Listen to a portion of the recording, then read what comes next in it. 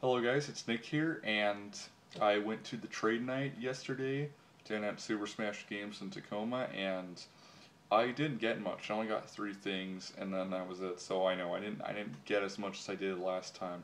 Shit, you remember the last trade night I went to? I got God knows how much things I got, but I did. I got quite a few things. Here I was just trying to save money, and besides, there's a swap meet down in Portland that I might be going to on the 24th. So if I can get a ride down there and back, then I can do that. Anyways, so I'll show you guys three things I picked up and give you some other updates. And sorry if my hair looks like a mess. I got out of bed not long ago. Anyways, so I ended up trading my Ninja Gaiden 1 and 2s for one Tecmo game on the Famicom. That's funny, but I think it's an RPG and I suck at them, but this one's called Rabia Senki no Hendon, I believe is the name of it. But I found something interesting. Now this isn't an actual case. I mean, this is from some Japanese game shop, video store or whatever. Because you know how Blockbuster or Hollywood Video used to like put games in those other cases and stuff. Well, yeah, I think it's like this. Anyways, so it came with the manual, which is pretty cool. And some I found interesting in there is that they actually put the credits in the manual. So looking at here, I see. Well, I'll give. Oh, sorry, I got I got sidetracked. Anyways, so there's the credits right there. But I see more Yama-san in the SE unit, which is Keiji Yamagishi. So that's interesting, though. I never thought in a million years I'd see credits in a Famicom manual because out of all the Famicom manuals I own, or games I own that are complete, none of the manuals have the game credits. And people are like, well, why are you obsessed with the game's credits? Well, because I like knowing who worked on the game, if I enjoy it, or if I don't enjoy it, so I can kill them. I want to know who made the game anyways. So there's that. Then I got, shit, I don't even know the title of this, but I can read some of it. Sayuki Ichi something 80B Daiboken.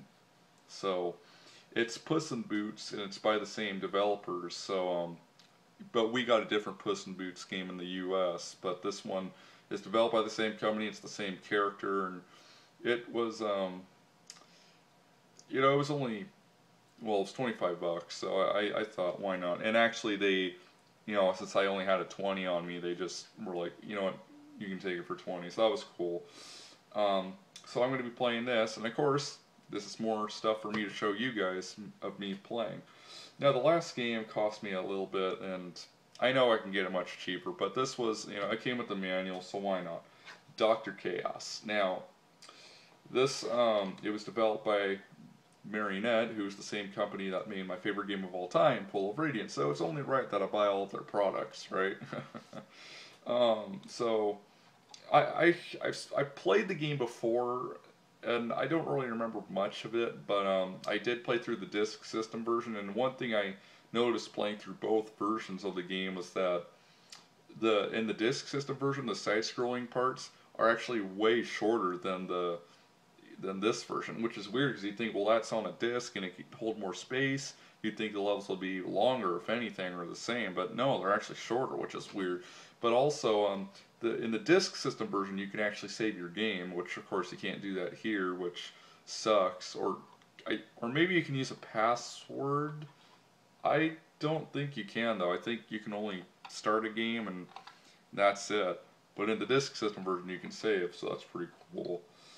But and it also came in a sleeve, so I can't complain. It's pretty cool.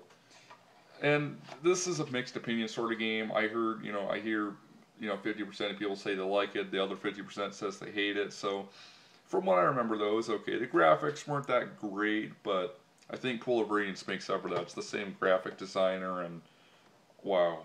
And yeah, I'm going total fanboy over that game. They actually had that there. I was considering buying it. Like I want to buy every copy of that game ever made, but because I want to play through the game, but I hate erasing my saved games because I just think about how much work it took to beat it. Even if I know the game inside and out. Yeah, so I'm probably just obsessing over it like a fanboy or something, which I don't mean to sound like, but if I am, I am. So anyways, yeah. So more stuff to show you guys. And I think that's it for now. And yeah, if I can make it to that swap meet though in Portland, you can bet your ass that I'm gonna go. So I will see you guys later. And one thing I want to talk before I go though is that the trade night actually ended very early, considering like the last one I was there until like 4 a.m. or something, or I left at 4 a.m. But this one only ended up like going to like maybe 11 o'clock or 12, and then by then everyone was leaving, so it was like, all right, well that kind of sucked. I was hoping it would go on a little longer, but hey, it's their choice, I don't care, but it was still fun, and I'm hoping we can do that again. I think it is something that we're gonna plan to do like once a year, because it's the third one they've ever done though, but it seems to be going well, so I'm pretty sure they'll do more. And of course, I'm going to try to go to every single one of them. I wasn't there for the first one they ever did, but I was there for the second, and of course, this is the third one, so, who knows. Anyways, I'll see you guys later, and have a great one, have a great weekend, and happy Martin Luther King Day. Can't forget about that guy. I mean, if it weren't for him, we wouldn't have black people living with white people, or being in contact with them.